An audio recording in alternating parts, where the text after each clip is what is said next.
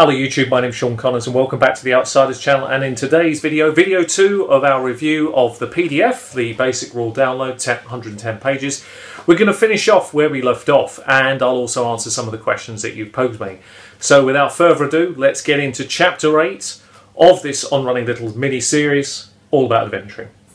Final part tonight is adventuring. We have 2 more parts that we can cover off, which is combat and magic, but they're big chapters and they need a bit more detail, and we'll never get everything all in for this video. So you know what to do if you want to see it. At the end of this video, you'll see what I need. Anyway, so adventuring, the parts that are important to cover off. Short rest and long rest, and how those work. Everything else in the adventuring section is fairly standard stuff. Short rest is 1 hour long, during which time the character can do nothing more strenuous than eating, drinking, reading and tending to wounds. At the end of which, your character can gain 1 or more hit dice back, up to the character's maximum number of hit dice. So if you're first level, you get 1 set of hit dice back. So i.e. if you're a fighter, you get 1d10 roll back plus your con. Or if you're a second level fighter, 2d10 plus twice your con. So it's a very nice little system. On a long rest, you recover all your hit points, but you only recover half the amount of hit dice used up in short rest mode. I quite like this idea. I'm very interested to see it in play. I have run 1 session, but so far we haven't even gone into a short rest. So it'd be interesting to see how that actually plays out. And finally, at the end of this little chapter, on page 68, there's a wonderful section called Downtime Activities. I really love this. Crafting, practicing a profession, recuperating, researching and training. This is fabulous. Brilliant opportunities for role play outside the adventure lines or adventure arcs. Some fantastic ideas in here, all on 1 page. Well worth exploring. I'll leave you to do that for yourself, but it is absolutely excellent and will really help flesh out and bring your games to life. Anyway, let's have a wrap up. So let's talk about combat now. We're talking about the initiative part first. This is one of the most interesting rule changes in here. Anybody will recognise the initiative system from any third era product, but there are some interesting tweaks. The DM ranks the combatants, the DM makes 1 roll for an entire group of identical creatures, so each member of the group acts at the same time. That's a problem actually. I've tried this out in other games, and the enemy, it becomes like a swarm or gang mentality. For example, if you had a group of goblin archers and you had 2 targets to fire up, 1 was in full plate and 1 wasn't, who would you go for? I'd go for the one that isn't in full plate, because you've got a lot more chance to knock that out, and then you can focus your fire on the big guy or run.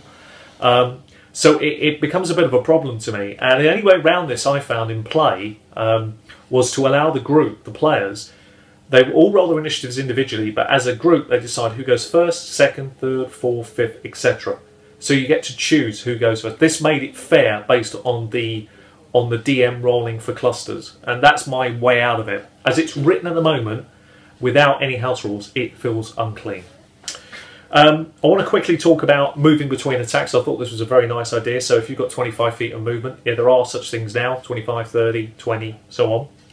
You can move, so for example, 10 feet make an attack and move a further 15 feet. And if you've still got another attack, you make another attack then. I like this rule. It's neat and very good. Obviously, you may provoke an attack of opportunity depending on what you're actually doing, but it's a very, very nice idea. And it seems in play as well, it works very nicely too. It's a neat rule. Difficult terrain is another good rule that comes out in combat, which is really clever. So for every foot of difficult terrain counts double. So for example, if you've got 5 foot of difficult terrain, you need 10 foot of movement across it, otherwise you stop when you enter the difficult terrain. It's easy to put into play and works very well. The information on variant grids, which is on page 71, takes away diagonal movement for ease of play. So now if you move diagonally, it's just 5, 10, 15. None of this 5, 10, 5, 10 business as was before. This is a much cleaner, crisper way of doing it. Yeah, it may not be as realistic, but I personally prefer it, to be honest. So that leads me up to one of the key parts in this, which is shoving a creature, which I found an unusual rule, but it was very interesting that you can make an attack action against a creature and attempt to shove it. You make a strength check, athletics, check opposed by the target's strength, athletics or dexterity, they choose which one. And if you win, the target is knocked prone or pushed 5 feet back. Prone is a very dangerous condition to have in this game, and I'm wondering how this could be used in play. It looks like something that somebody could do. I'm intrigued by that, and I wonder how that will play. It's something I haven't come across yet, but it's early days. I'm just curious to see what happens. Critical hits are slightly different in this version. If you were using a dagger, for example, you'd roll 1d4 normally. you'd roll 2d4, then add any damage modifier in. So you don't double everything, it's just the damage of the weapon is doubled, which I think is a nice idea. And then finally, in combat, the thing that intrigued me the most is the instant death rules. Now, I've had to read this a few times. I'll read it out to you and see what you make of it. Massive damage can kill you instantly. When damage reduces your hit points to 0, there is and damage is remaining, you die if the remaining damage equals or exceeds your hit point maximum. Now, that implies that obviously this will continue. This instant death thing gets harder and harder to achieve the higher the level of the character. For example, if you're a second level fighter, for example, with 25 hits, you'd have to take someone down to -25. That's going to be very difficult to do, isn't it? But they have compensated for this because of the what they call the death saving throws. I'm going to come on to this in a minute. There's also rules for falling unconscious. If your damage reduces 0 hit points and fails to kill you, you fall unconscious. This unconsciousness ends if you regain any hit points. Well, the unconsciousness can't end actually unless you're brought back to 1 or more hit points. So I just want to add that in. I think there's a misspelling in there or a misinterpretation of it. And the second thing that came out here was whenever you start your turn with 0 hit points, you must make a special saving throw called a death saving throw to determine whether you creep closer to death or hang on to life. Unlike other saving throws, this one isn't tied to any ability score. You're in the hands of fate. Roll a d20. If you roll a 10 or higher, you succeed, otherwise you fail. A success or failure has no effect by itself. On your third success, you become stable. On your third failure, you die. If you roll a 1 when you make a death saving throw, you instead count 2 failed saves, 2 failures, and if 2 fail, and if you roll a 20 on a d20, you regain 1 hit point. So that will automatically stabilise you. Damage at 0 hit points. If you take any damage while you have 0 points, you suffer a death saving throw. If the damage is from a critical hit, you suffer 2 failures instead. If the damage equals or exceeds your maximum points, you suffer instant death. So I'm reading that out to you verbatim because it's not quite clean and it needs a little bit of work. I think I see what they're trying to do. It is interesting. We'll have to see it in play, and you may think, that seems quite quite big thresholds there to knock someone out. Well, there are some interesting spells now, so that's what we're going to come on to next. So for this section, all about spellcasting, I thought what we talked a little bit about how spellcasting works.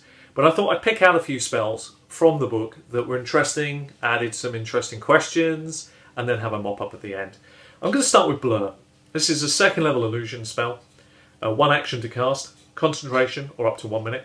Your body becomes blurred, shifting and weaving to all who see you. For the duration, any creature has disadvantage on attack rolls against you, and the attacker is immune to this effect if it doesn't rely on sight, as with blind sight, or can see through illusions, as with true sight.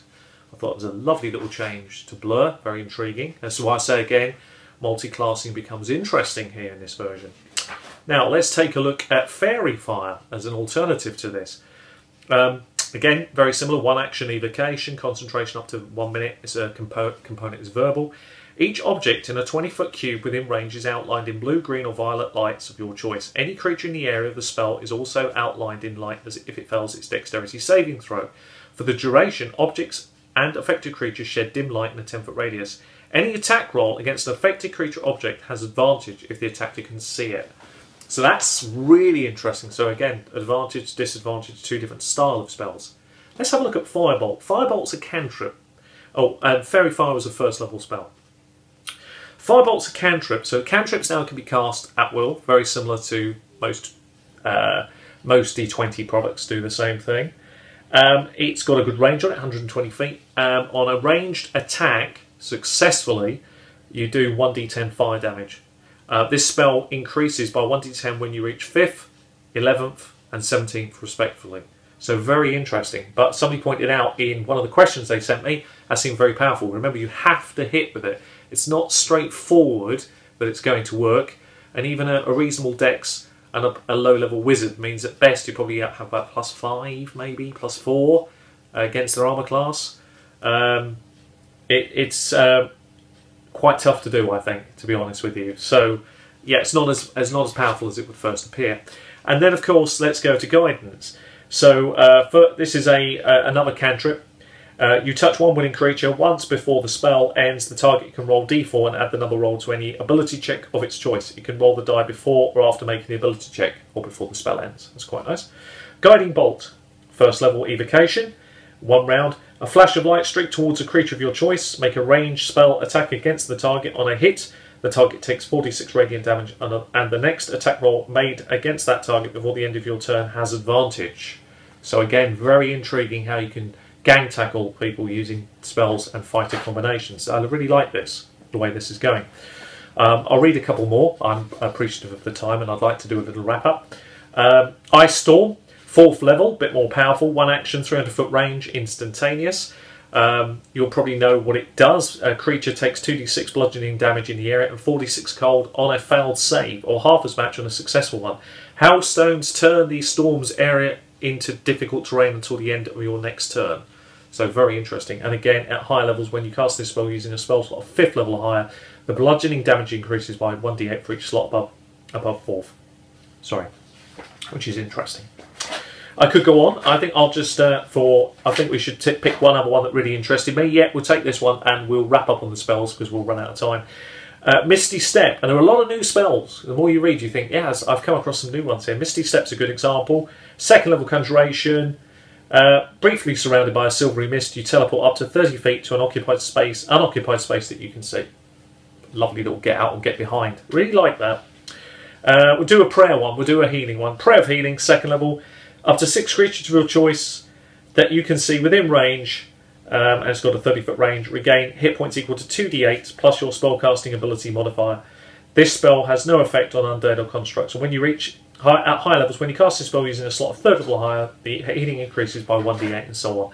You could go on and on and on, and there are some wonderful spells in here, and it's fascinating how they work in play. Having run a first session, got a second session starting on Tuesday, I'm really looking forward to seeing how people interpret these rules. There was one spell, actually I just remembered it right at the end of this video and I think I should cover it, which is the Inflict Wounds spell. Now this threw up a really interesting problem to me, so I'm going to read it to you. Inflict Wounds, 1st level necromancy spell.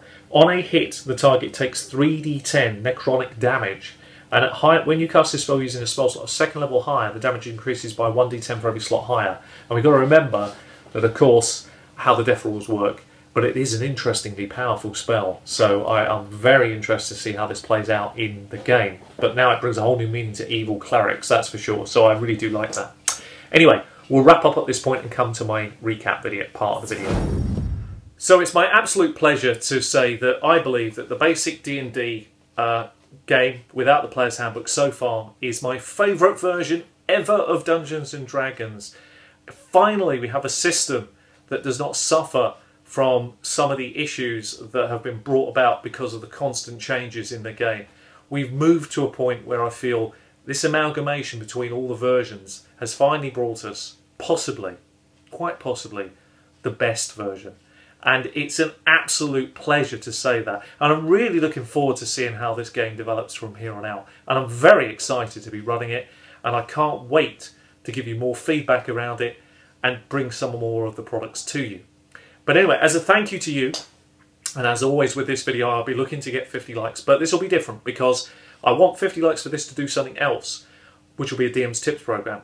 But I'm going to be doing for you a mailbag program as a way to thank the audience, and I'll be producing that over the next couple of days, and I'll be answering some questions that you've all kindly sent me.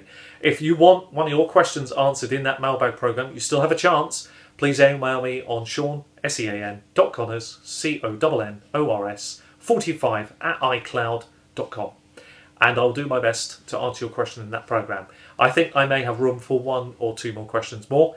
Anyway, until the next time, take care of yourselves and happy gaming.